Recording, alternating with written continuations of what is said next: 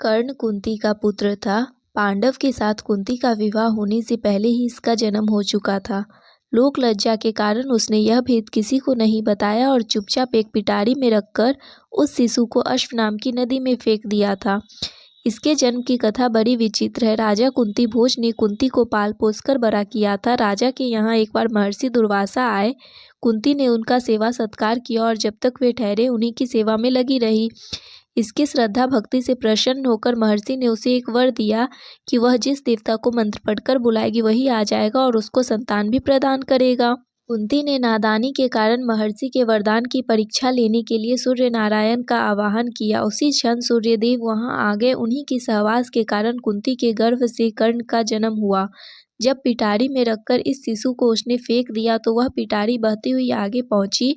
वहां अधिरथ ने कौतूहलवश उसे उठा लिया और खोलकर देखा तो उसमें एक जीवित शिशु देखकर वह आश्चर्य करने लगा। अधिरथ उस शिशु की निरीह अवस्था पर करुणा करके उसे अपने घर ले आया और उसका पालन पोषण करने लगा। उसने उससे अपनी संतान समझा। बालक के शरीर पर कवच कुंडल देखकर उसको और भी अधिक आश्चर्य हुआ और तभी उसे लगा कि वह बालक कोई होनहार राजकुमार है। उसने उसका नाम वसुसेन रखा। वसु का अर्थ धन, कवच कुंडल रूपी धन उसके पास था। विधाता ने ही उसको यह धन दिया था, इसलिए उसका नाम वसुसेन ही उचित था। वसुसेन जब कुछ बड़ा हुआ तो उसने शास्त्रों का अध्ययन करना आरंभ कर दिया। वह सूर्य का उपासक था। प्रातः काल से लेकर संध्या तक वह सूर्य की उपासना ही करता था। दानी भी बहुत बड़ा था। उपासना के समय उससे कुछ भी मांगता वह बिना हिचकिचाए उसको दे देता था। अमूल्य से अमूल्य वस्तु से उसको मोह नहीं था। उसका गौरव तो दानवीर कहलाने में था और अपने कृत्यों से उसने वास्तव में यह सिद्ध भी कर दिया था कि वह दानवीर था। उसके सामने दानी कौरवों और पांडवों में और कोई नहीं था। उसका परिचय तो हमें उस समय मिलता है जब इंद्र ब्राह्मण का वेश धारण करके उसके पास पहुंचे अमूल्य निधि कवच कुंडल मांगने। उस समय कर्ण देवराज का स्वागत किया था और सहर्षि अपने कवच कुंडल उतारकर दे दिए थे। दान करते समय अपने हित या का विचार भी नहीं किया था। यद्यपि सूर्यदेव उसे पहले ही इसके लिए मना कर चुके थे।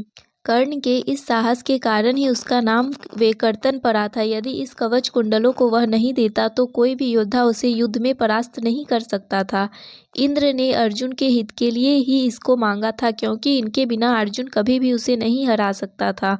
फिर भी उसके इस अद्वितीय गुण से प्रभावित होकर इंद्र ने उसको एक पुरुष घातिनी अमोघ शक्ति दी।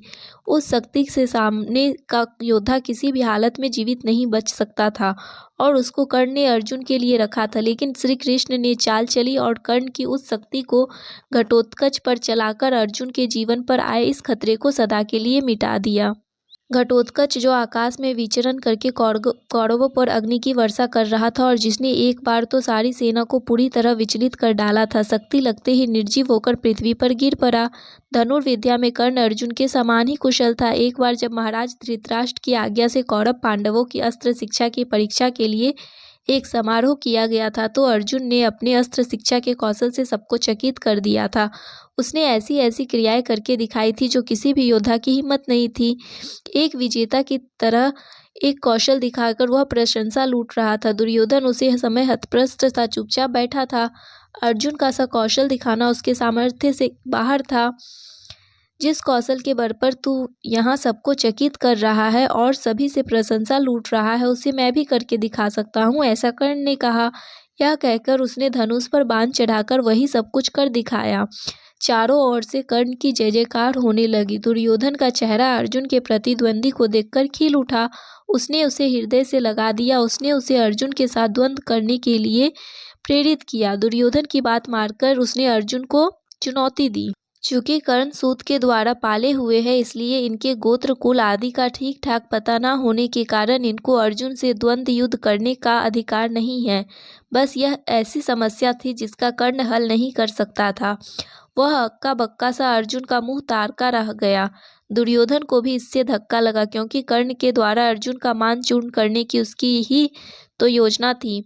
जब कर्ण इस दुविधा में पड़ा हुआ आगे अपने पैर नहीं बढ़ा सका तो दुर्योधन ने उसे राजाओं की श्रेणी में लाने के लिए अंग देश का राज्य दे दिया। राजा होने के नाते अब वह अर्जुन या अन्य किसी राजकुमार के साथ युद्ध कर सकता था। वह इसके लिए उतारू भी था, लेकिन संध्या होने के कारण यह वाद विवाद थम गया और सब अपने अपने घर चले गए। यह उसकी प्रसिद्धि को सह नहीं सकता था। अनेक स्थलों पर वह अर्जुन के सामने आया, लेकिन अपना कुल गोत्र न बता सकने के कारण उसे सामने से हटना पड़ा। वह सूत पुत्र कहलाता था क्योंकि सूत ने ही उसको पाला था। इसी कारण द्रौपदी के स्वयंवर में भी घूमती मछली की आंखें बांधने की सामर्थ्य रखते हुए भी उसको अवसर नहीं दिया गया। स्वयं द्रौपदी ने ही सूतपुत्र कहकर उसका अपमान किया था और उसकी पत्नी बनने से इनकार कर दिया था। सूतपुत्र को क्षत्रिय कन्या का वर करने का अधिकार नहीं है। ये शब्द सूल की तरह उसके हृदय में चुभ गए थे और वह लहू के घूंट पीकर अपने स्थान पर बैठ गया था। तो उसने इसका तनिक भी विरोध नहीं किया था, बल्कि द्रौपदी की हंसी उसने लड़ाई थी। जब दुर्योधन के भाई विकर्ण ने कौरवों के इस घृणित व्यवहार की निंदा की थी तो कर्ण ने उससे कहा था, विकर्ण, तुम अपने कुल की हानि करने के लिए पैदा हुए हो। अधर्म अधर्म तुम पुकार रहे हो। द्रौपदी के साथ जो भी व्यवहार किया जा रहा है वह ठीक है। वह दासी है और दासी के ऊपर स्वामी का पूरा अधिकार होता है। यह कहकर उसने द्रौपदी के द्वारा किए गए अपने अपमान का बदला चुकाया था। उस समय उसका हृदय पत्थर की तरह कठोर हो गया था। जैसे भी बन पड़ा उसने द्रौपदी का अपमान किया, उसे 5 पुरुषों की अभिचारिणी स्त्री कहा और हर तरह से उसे धिक्कारा। उस समय प्रतिशोध की आग में जलते हुए उसने उचित अनुचित का विचार बिल्कुल छोड़ दिया। द्रौपदी को की इच्छा थी। इससे स्पष्ट होता है कि कर्ण प्रतिशोध की भावना के आगे सत्य, न्याय और धर्म की भावना को पूरी तरह भूल जाता है। यह उसके चरित्र की दुर्बलता ही है। कर्ण स्वभाव से कुटिल भी था। वह दुर्योधन को इसी प्रकार कुचक्र रचने की सलाह दिया करता था जैसे शकुनी देता था। उस समय कर्ण और शकुनी की बातों में आकर ही दुर्योधन अपने परिवार के साथ पांडवों को चिढ़ाने के लिए पहुंचा था, लेकिन यहाँ चित्रसेन नामक गंधर्व से इसका सामना हो गया। गंधर्व राजा ने अपने पराक्रम से सबको परास्त कर दिया और परिवार सहित सभी को उसने बंदी बना लिया। फिर युधिष्ठिर के कहने और अर्जुन के भी प्रयास करने पर चित्रसेन ने दुर्योधन आदि को मुक्त कर दिया। उसे अपने पराक्रम पर बड़ा घमंड था और बार बार दुर्योधन को प्रसन्न करने के लिए वह कहा करता था कि वह एक क्षण में ही अर्जुन को मार गिराएगा। इसके लिए भगवान परशुराम द्वारा सिखाए हुए अपने अस्त्र कौशल की दुहाई देता था। यहाँ तक कि भीष्म पितामह, गुरु द्रोणाचार्य आदि के सामने भी वह अपनी सेखी बखाड़ने से बाज नहीं आता था। एक दिन पितामह से ना रहा गया। उन्होंने इसे फटकारते हुए कहा, दुर्भिमानी कर्ण, व्यर्थ की बात क्यों करता है? खांडव दाह के समय श्री कृष्ण और अर्जुन ने याद करना तुम्हें सिखाया था।